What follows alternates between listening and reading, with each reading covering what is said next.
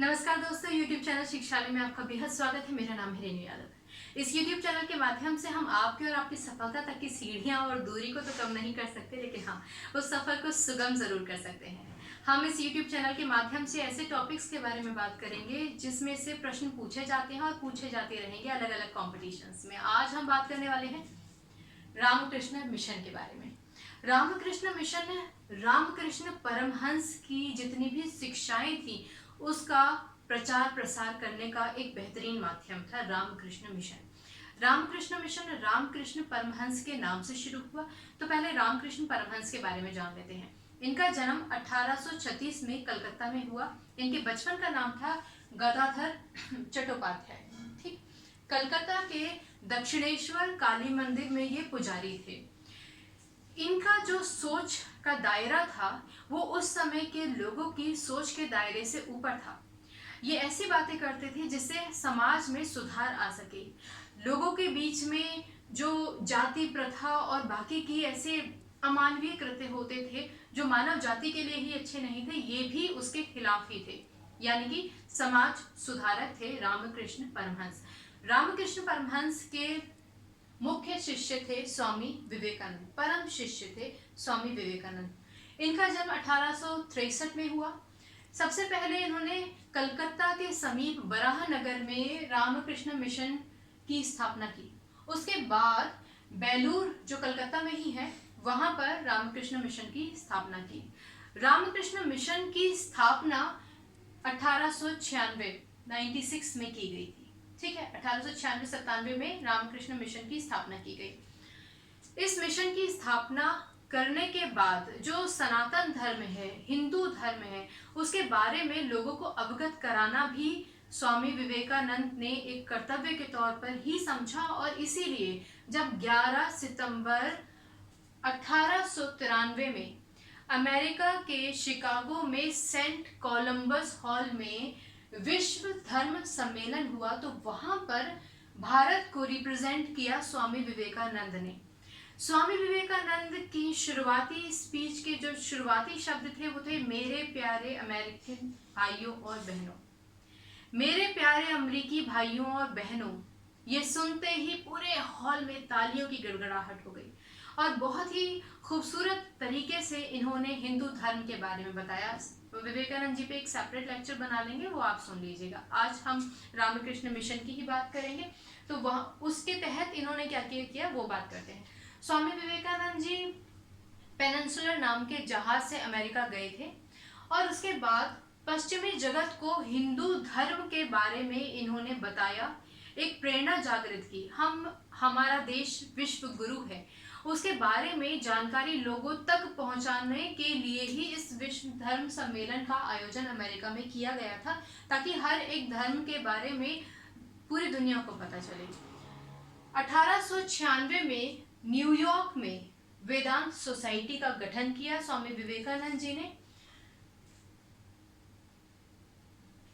1890 में ही पेरिस में द्वितीय विश्व धर्म सम्मेलन हुआ, वहां पर भी इन्होंने शिरकत की और उसका एक हिस्सा बने। याद रखिएगा, एक आयरिश महिला थी जिनका नाम था मार्गरेट एलिजाबेथ नोबल, वो इनकी शिष्या बनी और उसके बाद यहाँ वापस भारत आई। भारत में उनको नाम दिया गया सिस्टर निवेदिता। सिस्टर निवेदिता ने नारी उत्थान के लिए बहुत काम किए, उनकी शिक्षा के लिए बहुत काम किए। हम बात करते हैं स्वामी विवेकानंद जी की कुछ रचनाओं का जो उन्होंने लिखी, जो पत्रिकाएं की, जो उन्होंने संपादक के तौर पे काम किया। तो मैं आपको बताना चाहूंगी कि 1898 में प्रबुद्ध भारत, अवेकन इंडिया इन्होंने शुरू की स्वामी विवेकानंद जी ने। 1899 में उद्बोधन जो बंगाली भाषा में लिखी गई थी, उसके साथ साथ कुछ पत्रिकाएं जैसे कि राजयोग, कर्म योग, वेदांत फिलॉसफी उनकी प्रसिद्ध किताबें थीं।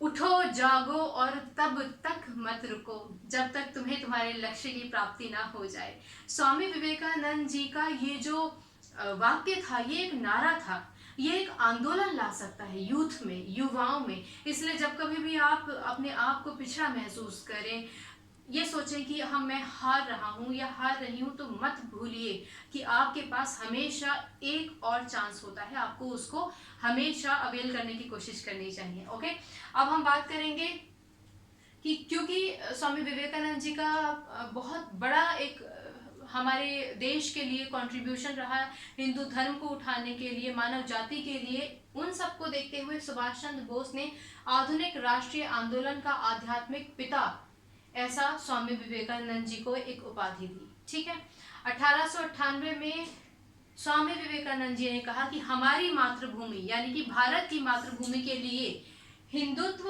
और इस्लाम का संयोग ही एकमात्र आशा है, क्योंकि भारत है भारतीयों के लिए, यानी कि भारत है इसमें रहने वाले हर एक व्यक्ति के लिए, भले ही वो किसी भी धर्म का हो। और उस समय क्योंकि हिंदू और मुसलमान ये दो धर्म बहुतात में थे, अब भी हमारे देश में यही दोनों धर्म बहुतात में हैं, हालांकि और भी धर्मों के लोग हमारे यहाँ रहते हैं, लेकिन हम सब मिलकर भारतीय हैं। चलिए अब बात करते हैं हमारे जादुई ट्रिक की, हमको इसको याद कैसे करना है। रामकृष्ण परमहंस का जन्म हुआ 36 में, मृत्यु हुई 86 में, दोनों ही छा से शुरू होते हैं, तो याद रखिएगा 1836 में इनका जन्म हुआ और इनकी मृत्यु हुई 1886 में। अच्छा, 36 का उल्टा क्या होता है? 63, 36, 63, तो 63 में जन्म हुआ स्वामी विवेकानंद जी का, हालांकि इनकी मृत्यु 1902 में हुई थी। ओके, अब हम बात करेंगे सिलसिलेवार तरीके से। 63 में आपको कुछ नहीं करना, सिर्फ 3 जोड़ देना है। 96, 97 में रामकृष्ण मिशन की स्थापना कर दी गई थी। मैंने आपको बताया सबसे पहले इन्होंने स्थापना कहाँ की थी? कलकत्ता में बराह नगर के समीप की थी, और उसके बाद बेलूर में ले आए थे, ये जो कलकत्ता में ही है। ठीक, 11 सितंबर 1893 में अमेरिका में पहले विश्व धर्म सम्मेलन में इन्होंने सनातन धर्म यानी कि हिंदू धर्म के बारे में इन्होंने वहां पर लोगों को जागरूक किया। उसके बाद हम आ जाते हैं, सिलसिलेवार तरीके से ही चलेंगे। ये हो गया 93 के बाद 3 साल का गैप देते हैं। 3 साल के गैप में न्यूयॉर्क में इन्होंने वेदांत सोसाइटी बनाया। उसके बाद इसके बीच में 3 साल के बाद अब आ जाता है हमारा 1890 पहले आ जाता है, बल्कि वहां पर उन्होंने पेरिस, क्षमा कीजिएगा, 1990 यानी कि यहाँ के 4 साल बाद 1990 में उन्होंने पेरिस में द्वितीय धर्म सम्मेलन में शिरकत की। तो सबसे पहला धर्म सम्मेलन कब हुआ था? 93 में। कहाँ हुआ था? अमेरिका में। कहाँ अमेरिका में? शिकागो में कहाँ? सेंट कोलंबस में। ठीक है, और दूसरा 1990, मैंने इसको गलत शायद पहले भी गलत पढ़ दिया था, आप करेक्ट कर लीजिएगा। 1990 कहाँ? पेरिस में। क्या? दूसरा विश्व धर्म सम्मेलन। ओके, चलो। ओके, इनकी जो सबसे बड़ी शिष्य थी वो एक आयरिश महिला थी जिनका नाम क्या था? मार्गरेट एलिजाबेथ नोबल, जो भारत में आपकी सिस्टर निवेदिता के तौर पर जानी गई। और उसके बाद उन्होंने महिलाओं की शिक्षा पे बहुत ज़्यादा काम किया, और भी उन्होंने काफ़ी सुधारक आंदोलन चलाए हमारे देश में। क्योंकि सुभाष चंद्र बोस का हमारे देश के प्रति, अपने देश के प्रति, उनके खुद के देश के प्रति और लोगों के उत्थान के प्रति, अपने धर्म के उत्थान के प्रति बहुत बड़ा एक योगदान रहा। इसीलिए सुभाष चंद्र बोस ने उनको आधुनिक राष्ट्रीय आंदोलन का आध्यात्मिक पिता कहा। आध्यात्मिक शब्द आध्यात्म से निकलता है, और मैंने आपको बताया कि प्रथम विश्व धर्म सम्मेलन में भी उन्होंने यही कहा। एक लाइन थी उनकी कि जैसे बहुत सारी नदियां समुद्र में ही मिलती हैं, ऐसे ही हर एक मानव अपना भले ही कोई भी रास्ता चुन ले, लेकिन अल्टीमेटली फाइनली वो ईश्वर में ही जाकर मिल जाता है। तो इस तरीके से धर्म की परिभाषा लोगों ने जानी ही नहीं थी, जो इन्होंने वहां पर जाके समझाई। और उसके बाद याद रखिएगा कि स्वामी विवेकानंद जी ने ही कहा था 1898 में कि हमारी मातृभूमि को अगर संरक्षित रखना है तो हिंदुत्व और इस्लाम का संयोग ही एकमात्र आशा है। उठो जागो और तब तक मत रुको जब तक तुम्हें तुम्हारे लक्ष्य की प्राप्ति ना हो जाए।